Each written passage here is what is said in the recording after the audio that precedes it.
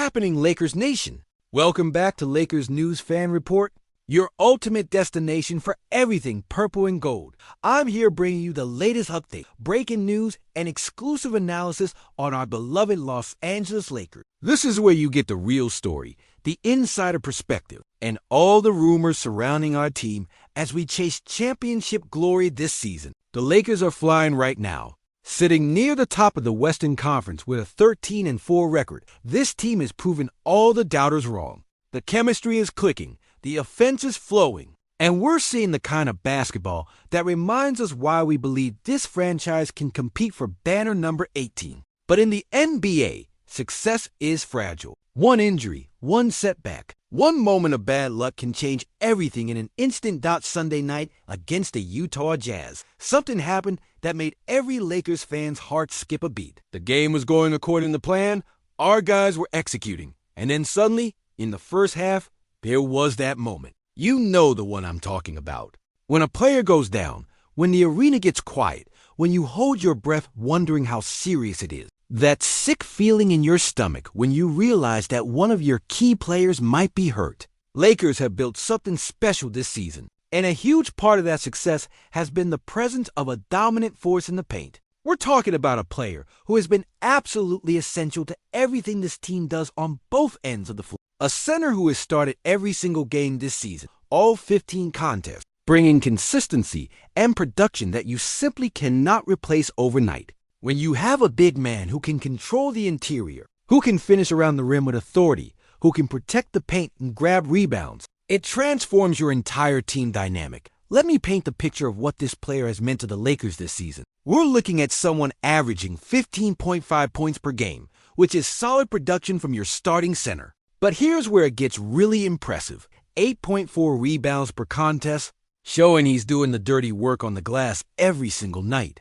And the efficiency, Lakers Nation, the efficiency is what really stands out. 69.6% shooting from the field. Let that sink in for a moment. Nearly 70% from the floor. That's elite level efficiency that you rarely see in today's NBA. This kind of production doesn't just happen by accident. It's the result of a player who understands his role perfectly, who knows how to position himself for high percentage shots, who has developed chemistry with his teammates, particularly with Luka Doncic. The pick-and-roll game between our point guard and this center has been one of the most effective plays in our offensive arsenal. When you have a big man who can roll hard to the rim and finish above it with that kind of efficiency, it creates impossible decisions for opposing defenses. But back to Sunday night against the Jazz. First half, everything was going smoothly, and then it happened. Our starting center took a hit to his right knee. A contusion, they called it. Now, for those who might not be familiar with the medical terminology, a contusion is essentially a bruise, but when it happens to a professional athlete's knee during an NBA game, it's never something to take lightly. The knee is one of the most important and vulnerable parts of a basketball player's body. We've seen too many careers affected by knee injuries, too many seasons derailed by what seemed like minor issues that turned into major problems. The immediate concern was obvious. How serious was this injury? Would he be able to continue playing? What would the imaging show? These are the questions that race through your mind as a fan when you see one of your key players limping off the court. And the fact that this happened to a player who has been so durable this season, who has started every single game, who has been a pillar of consistency for this Lakers team, made it even more concerning. Tuesday night rolled around, and the Lakers had a huge game against their crosstown rivals, the Los Angeles Clippers. The Battle of LA, a matchup that always brings intensity, always brings out the best in both teams, always matters more than just the 2 points in the standing. These are the games where you want your full arsenal available, where you want all your weapons ready to deploy. But when the injury report came out before the game, there was the confirmation that Lakers fans have been dreading. Our starting center was listed as out. He would miss the Clippers game due to that right knee contusion he suffered against Utah. Now, missing one game might not seem like a huge deal in the grand scheme of an 82-game season. But when it's against a rival, when it's a game that could have playoff seeding implications down the line, every absence hurts. The Lakers would have to face the Clippers without their primary rim protector, without their most efficient offensive weapon in the paint, without the player who had started every game up to that point. Credit to the rest of the roster, They stepped up. The Lakers found ways to compete, found ways to execute the game plan even with a key piece missing from the lineup. That's what championship-caliber teams do. They don't make excuses, they don't fold when adversity hits, they find solutions, and they keep winning. But as impressive as it was to see the team rally together, everyone knew that getting our starting center back healthy was going to be crucial for the long-term success of this season. And now, Lakers Nation, here's where the news gets really good. Here's where I can finally put your minds at ease and give you the update you've been waiting for. The latest injury report for Friday's massive showdown against the Dallas Mavericks has been released.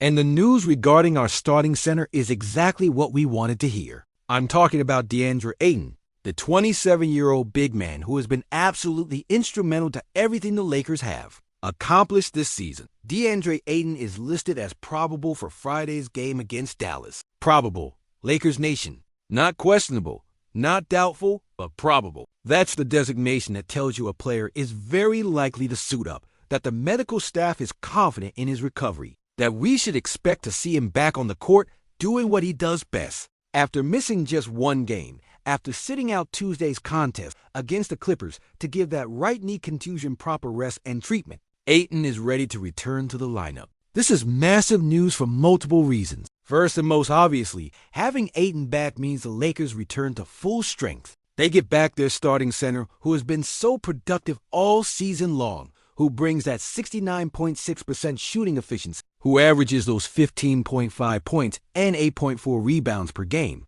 Those numbers might not jump off the page compared to some of the league's superstar big men, but they represent exactly what the Lakers need from that position. Consistent, efficient production on both ends of the floor. Second, and this is crucial, the fact that Ayton is probable after missing just one game tells us that the knee contusion was not serious. There's no structural damage, no ligament issues, no concerns about long-term problems. This was a straightforward bruise that needed a few days of rest, treatment, and recovery. The Lakers' medical staff handled it perfectly. They didn't rush him back for the Clippers game. They gave him the time he needed to heal properly. And now he's ready to return without any lingering concerns. Third, getting Ayton back for the Dallas game is particularly important because of the matchup. The Mavericks are a high-powered offensive team. They have weapons all over the floor, and having your defensive anchor in the paint is essential for containing their attack. Ayton's presence changes everything defensively.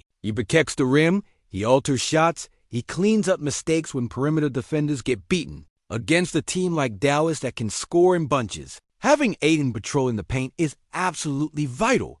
Let's also talk about what this means for the Lakers' overall health and depth as we approach the heart of the season. The fact that the team is 13-4, sitting near the top of the Western Conference standings, while managing to navigate through this brief absence from their starting center, is a testament to the roster construction and the coaching staff's ability to adapt. J.J. Redick and his staff deserve credit for putting the team in position to succeed even when dealing with adversity. But make no mistake, having Ayton healthy and available is non-negotiable for this team's championship aspiration. He started all 15 games this season for a reason. He's been on the court for crucial minutes in close games for a reason. The Lakers need his size, his efficiency, his rebounding, and his defensive presence to compete with the elite teams in the Western Conference. Teams like Denver, like Phoenix, like Golden State, they all have quality big men. And the Lakers need Ayton to match up with those players in potential playoff series. Looking at the bigger picture, the Lakers are in an incredible position right now. 13-4 is the kind of record that puts you in the conversation for a top seed in the West. Home court advantage in the playoffs is enormous, and every game you win now, every game you bank in November and December, it all matters when you're fighting for seeding in March and April. Having Ayton back and healthy means the Lakers can continue building on this success, can continue stacking wins, can continue proving they're legitimate contenders. The matchup against Dallas on Friday is going to be fascinating. The Mavericks are always a tough opponent. They have offensive firepower that can challenge any defense in the league, and playing them at full strength is essential. With Ayton probable to return, the Lakers will have their complete starting lineup available, their full complement of weapons ready to deploy. The pick-and-roll game between Luka Doncic and Ayton can get back to operating at full efficiency. The defense can get back to having its anchor in the paint, and the Lakers can get back to playing the style of basketball that has made them so successful this season. I also want to give credit to the Lakers' medical and training staff. The way they handled Ayton's injury was textbook. They didn't panic. They didn't rush him back for one game against the Clippers. They took the conservative approach and gave him the rest he needed. That kind of long-term thinking, that willingness to sacrifice one game to ensure a player is fully healthy for the rest of the season. That's the mark of an organization that understands what it takes to win a championship. It's not about winning every single regular season game. It's about having your key players healthy and available when the games matter most in April, May, and June. As we look ahead to the rest of the season, the key for the Lakers will be managing Ayton's workload intelligently. He's 27 years old. He's in his prime, but the NBA season is a marathon, not a sprint. There will be back-to-backs. There will be stretches of the schedule where rest might be necessary, and the coaching staff needs to be smart about when to give him breaks. The goal is to have Ayton fresh and healthy for the playoffs, not worn down by playing excessive minutes in meaningless regular season games. The Western Conference is absolutely loaded this year. There are no easy games. There are no nights off. And every team you face has the potential to beat you if you're not locked in. But the Lakers, when healthy, have shown they can compete with anyone. They have the star power, they have the depth, they have the coaching, and they have the championship pedigree. Ayton's health and availability is a crucial piece of that puzzle. And getting him back after missing just one game is exactly the kind of news that should have Lakers fans feeling optimistic about what this team can accomplish. So here's my analysis of this entire situation. The Lakers dodged a bullet. What could have been a serious injury that sidelined Ayton for weeks turned out to be a minor contusion that only cost him one game. The medical staff handled it perfectly. Ayton got the rest and treatment he needed, and now he's probable to return for a huge matchup against Dallas. This is the best-case scenario, and it's exactly what Lakers Nation needed to hear. Now I want to hear from you, Lakers Nation. How important is Deandre Ayton to this team's success? Do you think the Lakers can maintain this 13-4 pace throughout the season? And what are your predictions for Friday's game against Dallas, with Ayton likely back in the lineup? Drop your thoughts in the comments below, because I love hearing from this community. And your perspectives always add valuable insight to the discussions. If you found this update valuable, if you appreciate getting accurate injury information and thoughtful analysis delivered straight to you, do me a favor and smash that like button. It helps the channel grow, it helps more Lakers fans find this content, and it lets me know you're enjoying what we're building here at Lakers News Fan Report.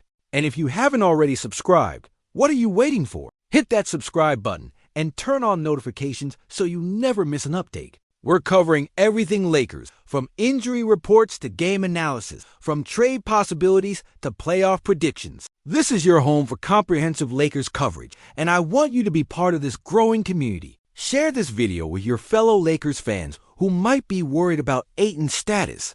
Let's spread accurate information and keep everyone in Lakers Nation informed about what's really happening with our team. The more we grow this community, the stronger our voice becomes, and the more impact we can have as a collective fan base. I'll be back with more updates, more analysis, and more of everything that makes being a Lakers fan so special. Until then, keep supporting the purple and gold. Keep believing in this team, and keep coming back to Lakers News Fan Report for all your Lakers coverage. Let's go, Lakers!